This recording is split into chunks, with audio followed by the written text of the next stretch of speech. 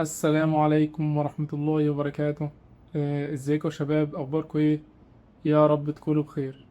انا احمد فتوح، خبرة 9 سنين في مجال السوفت وير انجينير و3 سنين في مجال الديفوبس. ان شاء الله قررنا نفتح القناة عشان اشارككم خبرتي خلال ال9 سنين، واحاول ان انا اساعد الناس اللي بتحاول توصل من الجونيور والميد ليفل للسينيور ليفل، وكمان نتكلم في التوبكس اللي المفروض ان هم يكونوا عارفينها عشان خاطر يوصلوا للسينيور ليفل.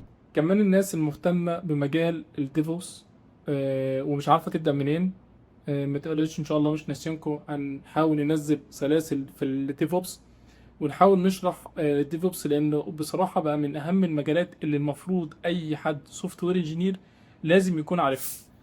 كمان عاملين جروب على فيسبوك عشان نناقش فيه كل استفساراتكم، ونشوف المشاكل اللي بتواجهوها، ونشوف نعمل فوتنج على التوبكس اللي الناس محتاجة ان هي تفهمها.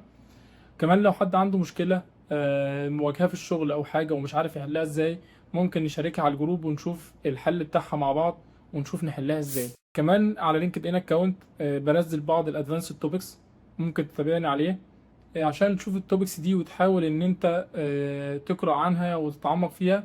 ولو في اي توبيك من التوبكس دي الناس محتاجة ان هي تشرح لها، ممكن نشرحها مع بعض ان شاء الله. بس كده، ودي تكون بداية رحلتنا معاكم.